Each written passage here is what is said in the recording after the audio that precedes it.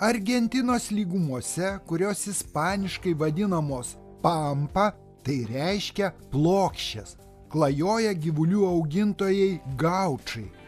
Jie nemažiau garsūs kaip ir Šiaurės Amerikos vadinamieji kaubojai.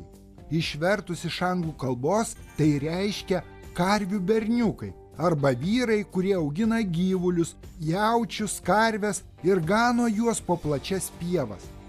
Žodis gaučas kilęs iš mišraus Pietų Amerikos gyventojų žodžio, kuris reiškia benami, atstumtai, mat gaučai tik prasidėjus Amerikos kolonizacijai dažnai gyveno nesilaikydami įstatymų, kurie jau buvo priimti ispanų pastatytuose miestuose.